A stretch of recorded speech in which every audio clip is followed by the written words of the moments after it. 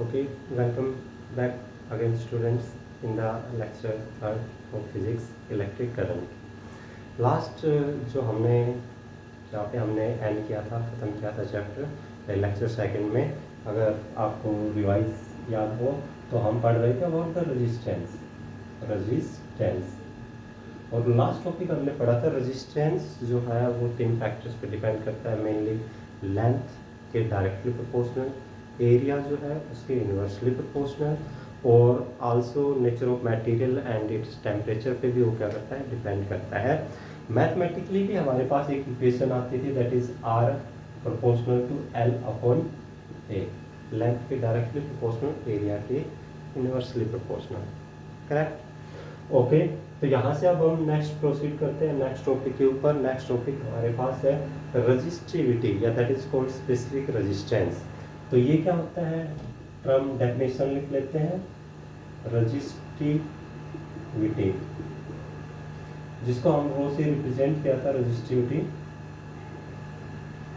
Resistivity जो होती है एक्चुअल में रेजिस्टेंस ही होता है, उसमें से हम लेंथ जो है उसको और जो एरिया है उसको एक प्रकार से एक्सक्लूड कर देते हैं, निकाल देते हैं, तो जो बचेगा हमारे पास that is what resistivity, correct.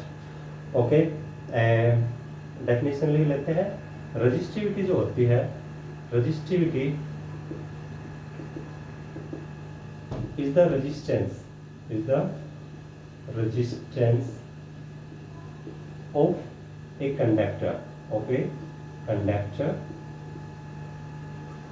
having unit length and unit area of cross section। resistivity जो है वो resistance ही होता है of a conductor having unit length and unit area of cross section। Notice, length जो है वो भी 1 ले लेंगे, एरिया जो है वो भी 1 ले लेंगे, यूनिट मतलब 1 होता है, करेक्ट।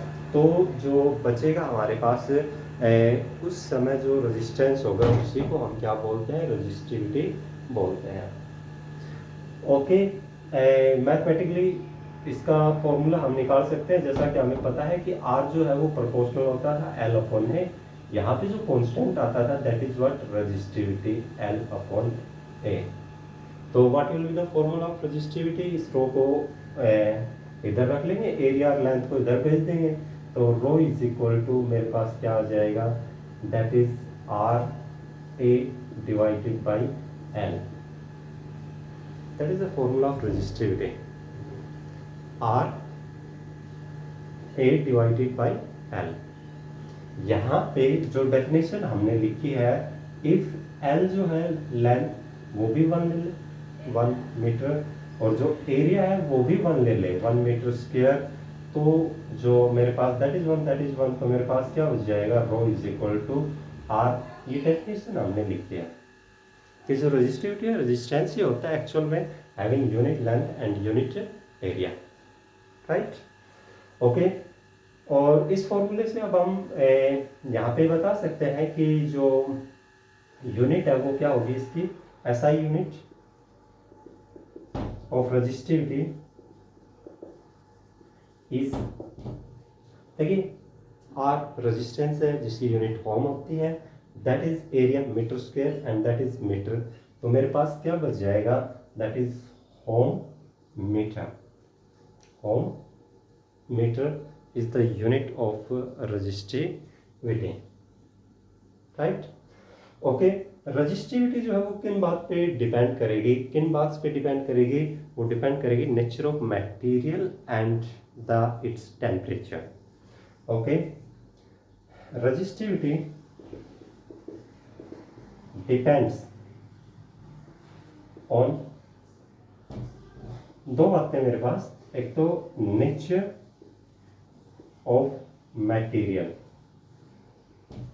नेचर ऑफ मटेरियल मतलब वी कैन सिंपली कि उसके अंदर कितने इलेक्ट्रॉन्स है, फ्री इलेक्ट्रॉन्स, तो यहाँ पे मेरे पास नेचर ऑफ मटेरियल मतलब that is it depends on number density, number density of free electrons,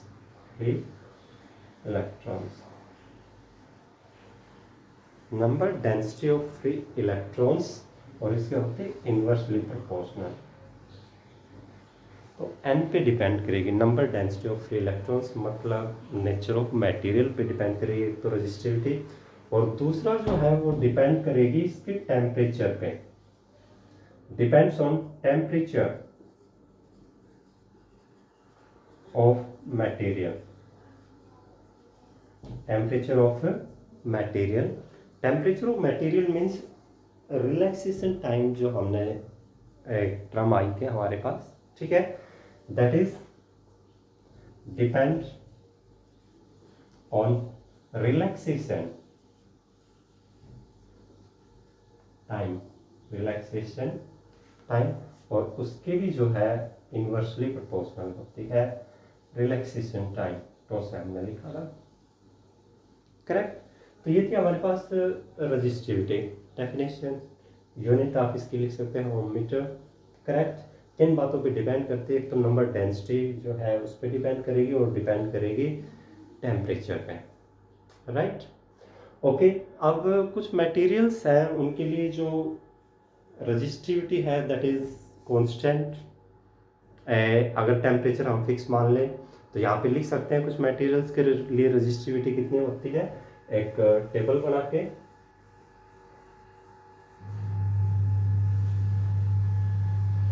देखिए मेरे पास that is the resistivity, material पहले, and that is its resistivity, of course किसके अंदर, ओम मीटर के अंदर, और 0 डिग्री सेल्सियस के ऊपर, करेक्ट, क्योंकि टेम्परेचर पे डिपेंड करती है। यहाँ पे टेम्परेचर मैंने फिक्स रख लिया है, तो फिक्स टेम्परेचर के ऊपर जो कुछ मटेरियल्स हम बताएंगे उनके लिए रेजिस्टिविटी कितनी होती है। सबसे पहले हमारे पास सिल्वर, सिल्वर की जो रेजिस्टिविटी होती है that is 1.6 10⁻⁻8 ohm metre, copper 1.7 into 10⁻⁻8, slightly more than, okay.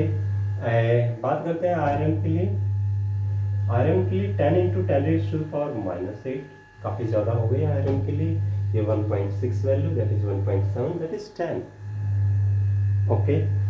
देखिए तो ये जो मटेरियल्स है मेरे पास, इनकी जो रेजिस्टिविटी है वो कम, क्योंकि यहाँ पे 10⁻⁻8 फैक्टर भी तो आ रहा है, तो ये जो रेजिस्टिविटी है कम ही कहेंगे, और कम रेजिस्टिविटी मतलब they are the good conductor, and which is the best conductor, yes of course silver, क्योंकि उसकी जो रेजिस्टिविटी है, उसका जो रेजिस्टेंस वो सबसे कम होता है। तो सिल्वर जो है, चांदी जो है वो बेस्ट कंडक्टर है।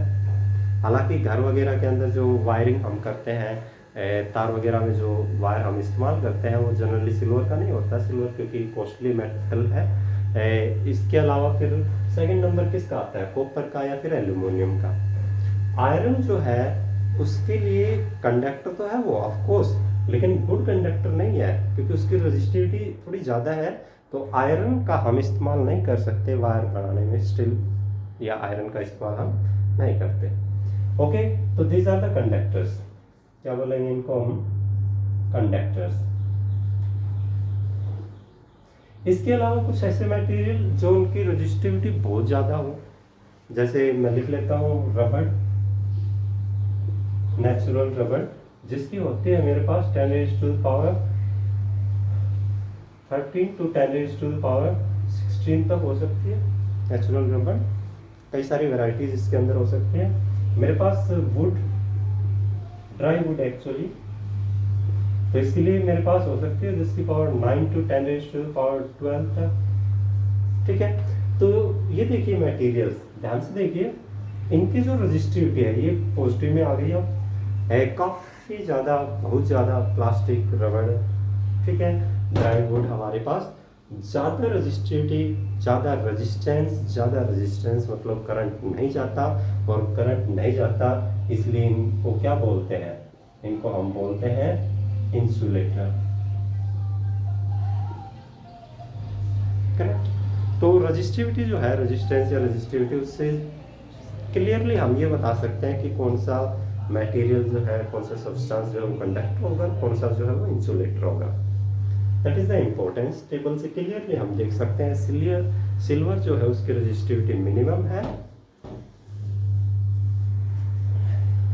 सिल्वर जो है उसकी रेजिस्टिविटी मिनिमम है, इसलिए वो बेस्ट कंडक्टर होता है पीरियोडिक टेबल में। ओके, नेक्स्ट देखिए हमारे पास नेक्स्ट टॉपिक। तो ये था रजिस्टिविटी के बारे में, रेजिस्टेंस है, रजिस्टिविटी भी होगी। नाउ एक काफी इंपॉर्टेंट टॉपिक हम पढ़ते हैं। देखिए रेजिस्टेंस में भी आया था कि वो टेम्परेचर पे डिपेंड करता है, रजिस्टिविटी जो है वो भी टेम्परेचर पे डिपेंड करती है। कैसे डिपेंड करती है, एक्सप्लेनेशन, एंड काफी इंपॉर्टेंट क्वेश्चन ये हो जाता है from exam point of view. Effect of temperature on resistance, effect of temperature on resistance, या you can say it resistivity। Actually term अलग है, बट जो टेम्परेचर का इफेक्ट आएगा दोनों के ऊपर, रेजिस्टेंस के ऊपर भी, रजिस्टिविटी के ऊपर भी, वो सेम आएगा। तो चाहे रेजिस्टेंस के ऊपर पूछे, चाहे रजिस्टिविटी के ऊपर पूछे, आपको जो एक्सप्लेनेशन लिखना पड़ेगा वो सेम लिखना पड़ेगा जो अभी हम लिखेंगे। ओके, क्या इफेक्ट है टेम्परेचर का रेजिस्टेंस के ऊपर। ओके, ध्यान देंगे हमारे पास, जैसे ये कोई मटेरियल है, उसका टेम्परेचर बढ़ाएंगे। टेम्परेचर बढ़ाने का मतलब ये है कि उसके जो एटम्स है, आयंस है, उनकी एनर्जी बढ़ाना। अब जब इनकी एनर्जी बढ़ेगी ये, तो ये वाइब्रेट करेंगे। अब ये वाइब्रेट करेंगे तो जो इलेक्ट्रॉन है उसके साथ कोलाइड करेंगे, फास्ट कोलाइड करेंगे, फ्रीक्वेंसी ऑफ कोलिजन जो है वो बढ़ जाएगी। और जब जल्दी जल्दी कोलाइड करेंगे तो जो टाइम है वो कम हो जाएगा, टाइम कम हो जाएगा तो जो रेजिस्टेंस है वो एक्चुअल में बढ़ जाएगा। ठीक है, क्यों? क्योंकि रेजिस्टेंस के लिए हमारे पास एक फॉर्मूला आता था, S R is equal to, that is M L divided by N E square A tau. Formula resistance याद रखने के लिए है। यहाँ पे बाकी जो फैक्टर्स उनको छोड़ दीजिए। ये जो है टो, रिलैक्सेशन टाइम, इसको मैं लिख सकता हूँ, और ये देख सकते हैं आप, inversely proportional are proportional to 1/टो।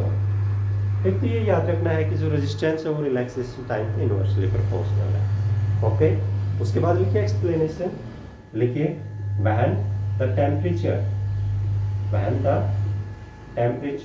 of material increase,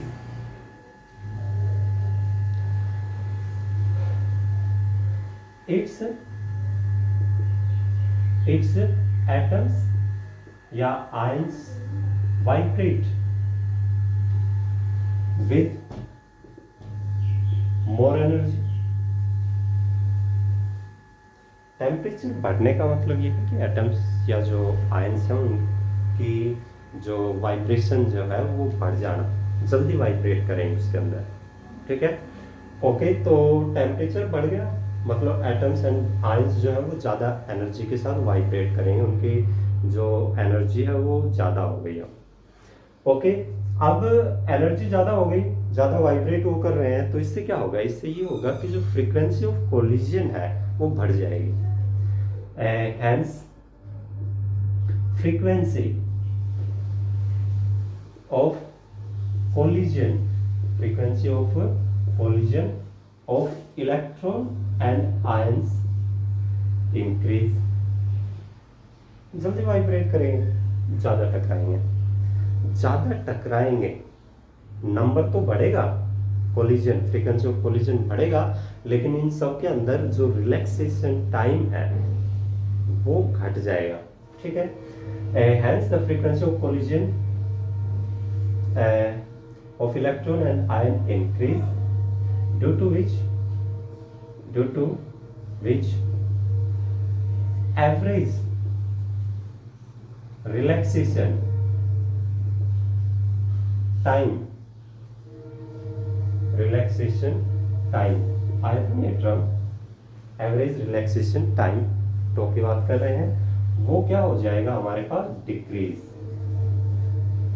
अब रो डिक्रीज हुआ तो यहां से आप देख सकते हैं रेजिस्टेंस क्या होगा, रेजिस्टेंस क्या होगा भाई, वो इंक्रीज हो जाएगा, इनवर्सली प्रोपोर्शनल है, हेंस रेजिस्टेंस क्या हो जाएगा भाई, इंक्रीज।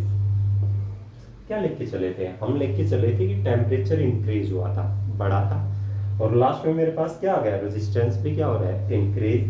बीच में दो स्टेप्स मेरे पास हो गए।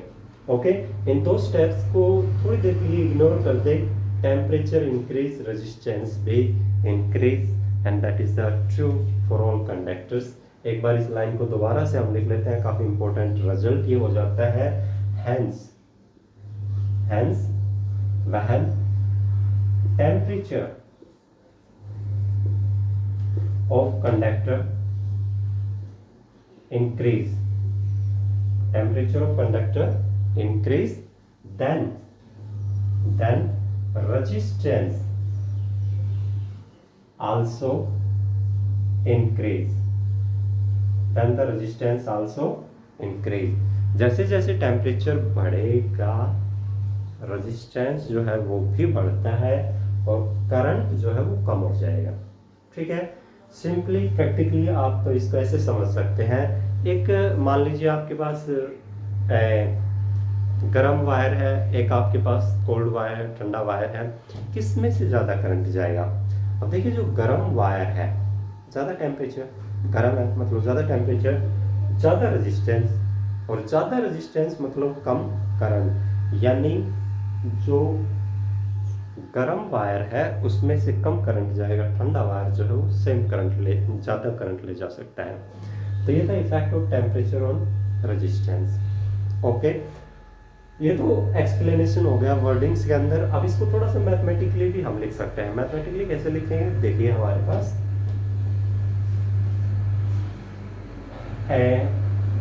Are T is equal to R naught, that is 1 plus alpha t।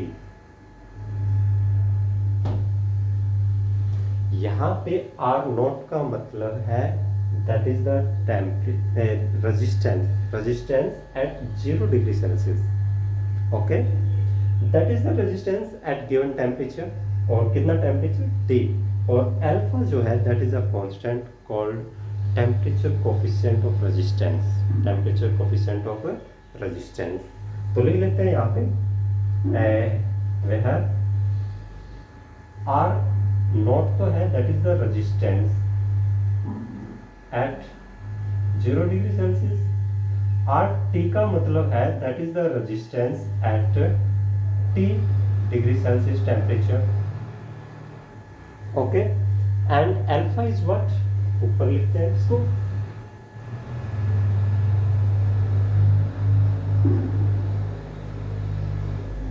alpha that is a constant called temperature coefficient of resistance। क्या बोलते हैं इसको, temperature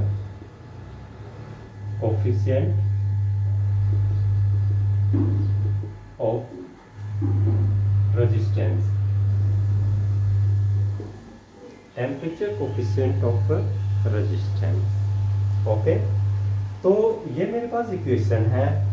इसके लिए भाई अगर आपको 0 डिग्री सेल्सियस पे रेजिस्टेंस दे रखा हो तो एट द गिवन टेम्परेचर जो है, ठीक है, वहां पे कितना रेजिस्टेंस होगा, that is the formula. Correct. अब आर टी की जो वैल्यू है वो आर नॉट से ज्यादा होगी या कम होगी, वो सब डिपेंड करेगा किसके ऊपर, अल्फा के नेचर के ऊपर। ठीक है, ये जो कांस्टेंट आ रहा है अल्फा, ये इसके ऊपर डिपेंड करेगा।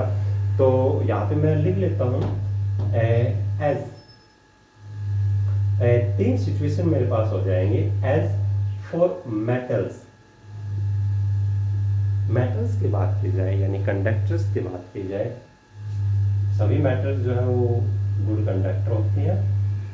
उसके लिए जो अल्फा है मेरे पास भाई वो होता है पॉजिटिव और अल्फा पॉजिटिव होगा तो आर टी की जो वैल्यू है, देखिए पॉजिटिव तो जुड़ेगा, यहाँ से ज़्यादा संख्या आएगी, ठीक है।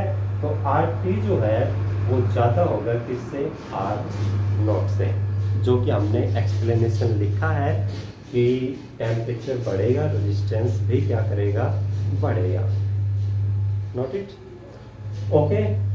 अगर बात करूं मैं इंसुलेटर और सेमीकंडक्टर्स की, तो उसमें उल्टा हो जाता है भाई।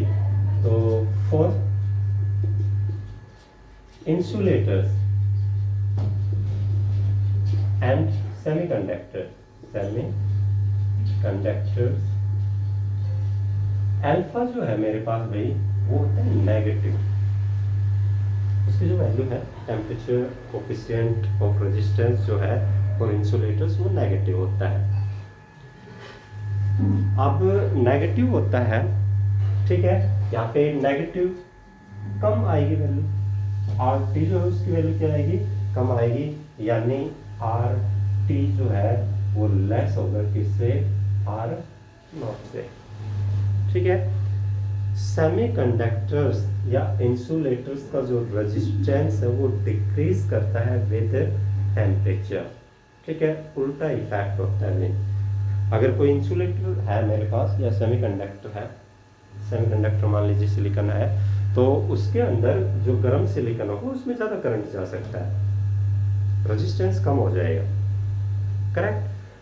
जो एक्सप्लेनेशन हमने लिखा था ना वो मुख्य रूप से किसके लिए लिखा था, मेटल्स के लिए, कंडक्टर्स के लिए, ठीक है। ये मेन है हमारे पास effect of temperature on the resistance of a metal conductor, ठीक है। क्या करता है भाई, इंक्रीज करता है विद टेम्परेचर, ठीक है, इंक्रीज करता है, ओके। किसी गिवन टेम्परेचर पे कितना रेजिस्टेंस हो जाएगा, इस फॉर्मूले से हम निकाल सकते हैं, that is R T is equal to R nought 1 plus alpha T, correct.